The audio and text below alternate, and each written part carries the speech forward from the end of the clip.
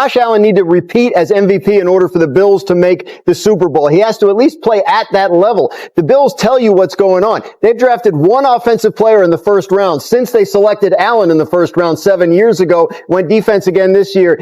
A lot is on him to make it work with this offense. Fortunately for them, MVP level performance from Josh Allen would not be a surprise. Yeah, Graz, the answer is no, and here's why. This offense is about efficiency, and let me give you a great stat from Hembo. Last year, they had 13 games, including the playoffs, where they had no turnovers. That is the most since 1933. Bart, that's a long time ago. They just have to be efficient on offense. Go back to those two tight ends, Dalton Kincaid, Dawson Knox. This is an efficient offense. Josh Allen could just be smart, protect the ball. This is a really good team without being explosive on offense.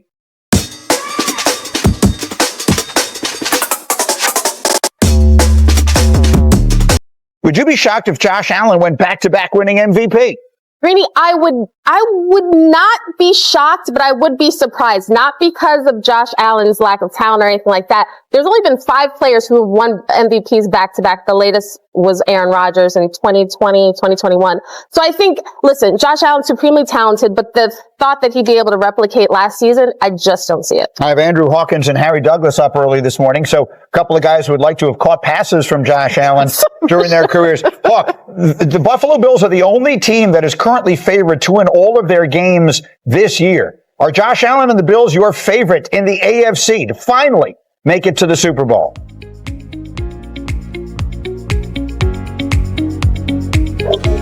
He's dumbfounded. Oh, they can't hear me. Either that or we just superimpose that photo. Harry. His sweater, just the brain it's a new studio. We're working out some of the kinks here. Harry, same question for you. Is Buffalo your favorite in the AFC? No, they're not. The favorite is still going to be the Kansas City Chiefs until someone proves otherwise. But I do like the chances for Buffalo. You talk about Josh Allen and can he win MVP again, Greeny? He did a great job of, number one, taking care of the football, which is very, very important, trusting his teammates, and then being Superman when it was warranted. Now, Himbo gave me a stat.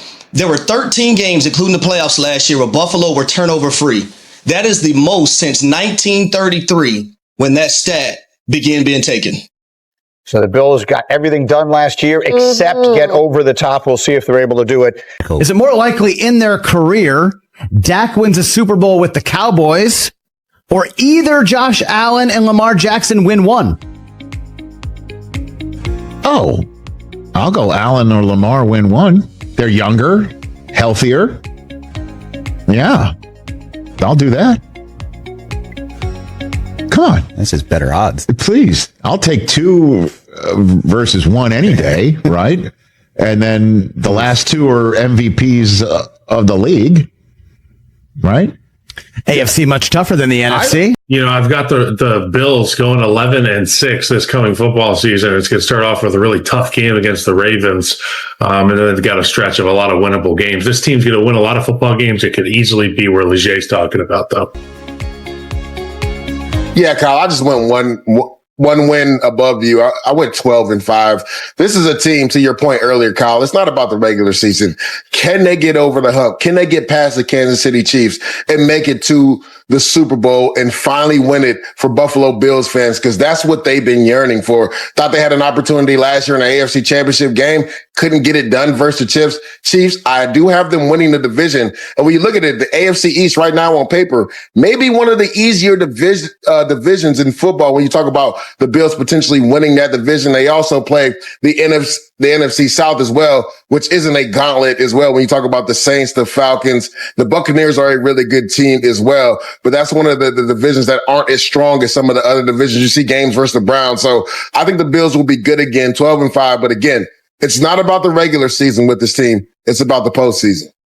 Your losses are interesting. So let me ask you this, Leger, because look, it is about the postseason. They can't get over the hump. They haven't been able to get over the hump. Do you have faith that they can? I mean, you have the Chiefs, though. Would you say the Chiefs are going to win? Did you have them winning the AFC again?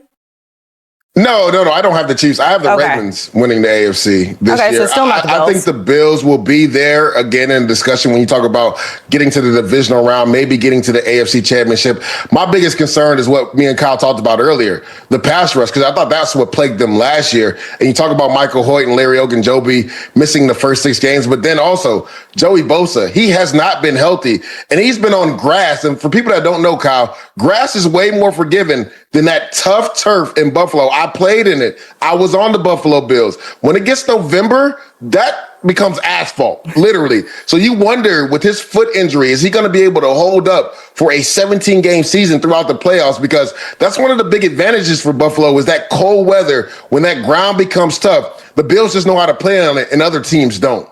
The Bills are making moves that could shape their future, and there's one name everyone is keeping a close eye on: James Cook. Will he get a contract extension, or is his future with the team in jeopardy? Let's dive into what's in store in Orchard Park and what's next for these key players. The Buffalo Bills front office has been on a roll with its rookies, and they just added 2 more crucial players to the roster. First up, Bills' first-round pick cornerback Maxwell Hairston has officially confirmed his commitment to the dotted line. The cornerback, who is expected to be a key part of the Bills' secondary, signed a 4-year, $15.2 million contract that will require $2.8 million in salary cap space for this season. Hairston is recovering from a minor hamstring injury during minicamp, but the team expects him to be at full strength in training camp, where he could compete for a starting role. Not far behind, 4th-round defensive tackle Deone Walker also signed his contract. Walker, who has been recovering from a back injury, showed significant improvement during minicamp. Head coach Sean McDermott has praised Walker's progress, especially after a positive performance in practice this offseason. Walker's return to full fitness could give the Bills a versatile and powerful defensive lineman to complement veterans like Ed Oliver and Daquan Jones. However, not everything is set in stone yet. 2nd-round pick TJ Sanders remains unsigned. His situation is a bit more complicated due to changes in the rookie contract structure. Despite that, Sanders has made an impact in minicamp, and if his impressive performance continues, it won't be long before he signs. Sanders' interviews with the defensive line rotation could provide the Bills with an instant impact player, especially considering his potential to contribute to the veterans.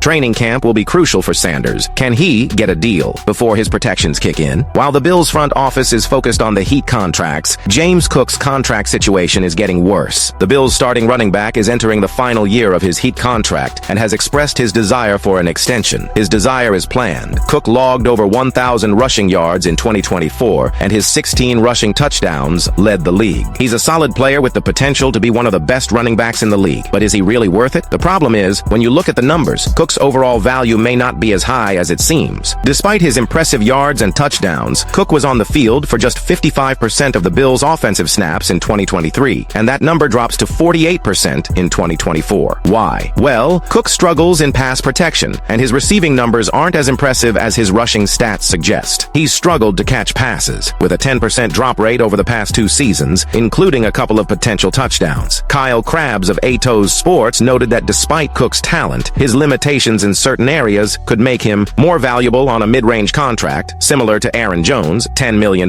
market value, and Alvin Kamara, $12 and $25 million market value. While Cook is certainly a starting caliber running back, the question remains, should the Bills spend big for him? The Bills are making smart moves, but the path forward isn't without its questions. With the bulk of the draft class locked up, the focus now turns to Cook and the rest of the roster. Will time be able to sign him at a reasonable price, or let him walk after 2024? The stakes are high, but one thing is for sure. The Bills are poised for a big 2025, and their future looks brighter than ever. What do you think? Will the Bills re-sign Cook, or will they find another option in the backfield? Let us know in the comments below. Leave your opinion here. Don't forget to like and subscribe to the channel, but I will come back later to update you with the latest news from the Buffalo Bills.